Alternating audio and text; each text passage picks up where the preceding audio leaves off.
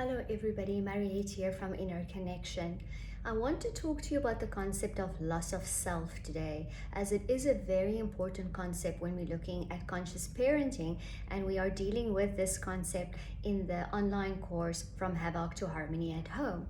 So yes, we suffer a loss of self, and we also can recover that self, and then we have to recharge ourselves, and we have to show up as our authentic self in any moment with our child. We've got to be raw and real, because we cannot fake a frequency. Our child is sharing our energy system with us. Our child shares our energy system when they're in the womb, and they might cut that umbilical cord, but your child is remaining intimately connected to you for the next 7 years. Only when they're about 7 years of age do they begin to separate energetically from their parents to become more energetically independent. So when we are in a tough situation with our child, we are both working on lessons within the family field. So we have these hereditary patterns, and they are trying to manifest in our reality because these are the lessons that we are working on, also on behalf of the collective and humanity as a whole. So when we are in a tough spot and we are experiencing a blockage, we are doing very deep spiritual work. It's not just about the behavior. That's just a symptom. Yes, we'll learn techniques and strategies to deal with behavior symptoms, but we really are after the cause. So the cause are also wrapped up in the inherited patterns. So when we have traumas and shocks and difficult situations with our children and our other relationships, we are still dealing with our hereditary patterns as they manifest and become visible and tangible within our environment, so we can work on them and through our experience transform and transmute them. And so we evolve, and we are part of consciousness evolving itself. Yes, it's deep work. It really is. So when we're talking about loss of self, then we mean that you are becoming disconnected from who you truly are. So who, what, where, when, why, the WH has got no relevance at all when it comes to us. These are all questions the mind would ask, and we are not our minds. Whatever we think we are, well, that's a collection of what we are not. And a lot of conscious parenting is stripping away the layers of what we are not.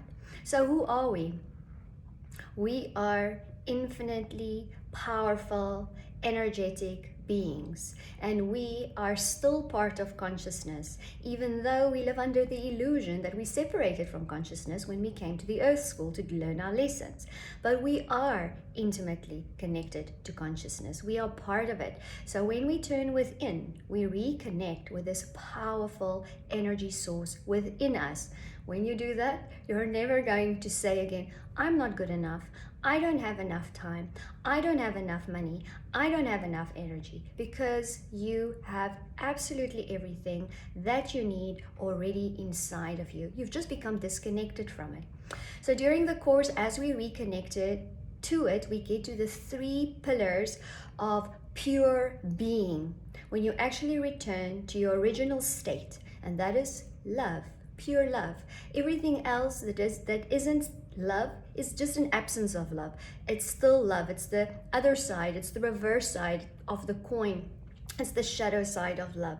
It's just where we learn to ultimately return to what we truly are, which is love. So these 3 pillars are energetic independence from all outside sources of energy. Once you tap into that beautiful space inside of you and you're running off that energy that you already are, you do not need to feed needs with the world that is created on the outside. You don't need energy in the form of attention and validation anymore. You know that you are good enough. In fact, your enoughness is off the charts. It's an amazing process to reconnect with your enoughness. through your authentic expression of yourself, which then follows as the second pillar on energetic independence. The moment you tap into who you are and you are emitting that unique frequency into the universe, instead of absorbing all the influences on you, you become your authentic self again. That unique frequency, we need you.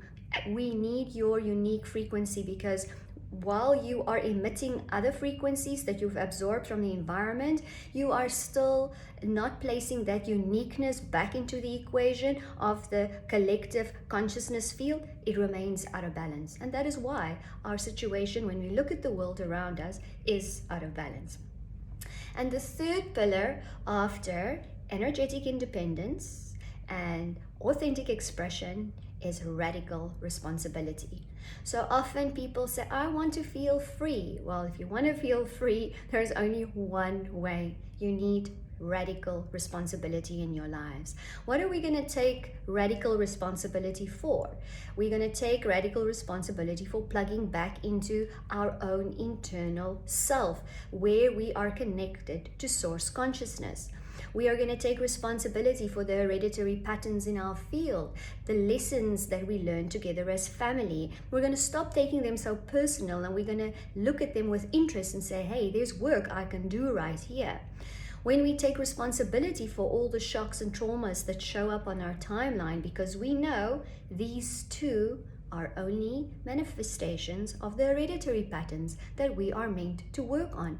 These shocks and traumas on our timeline are coming to us. We're attracting people and events into our lives so that we can work on the hereditary patterns. Then we're going to take responsibility for our mind. Our mind is a meaning-making machine. When we take responsibility for our minds, we don't fall for the thoughts and the painful reactions that we have to these thoughts. We investigate every thought, and we are meticulous and choose what thoughts we want to have so that we are in control for our mental and emotional state.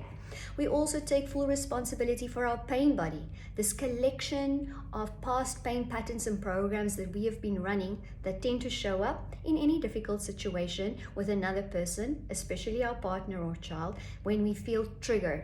So when we take responsibility for all of these factors, we are becoming more authentically expressed, more independent from external sources of energy. We don't need attention and validation. We are good enough. We are connected with ourselves, and we again, through those three pillars of pure being, come back to our natural state of being, a state of pure love.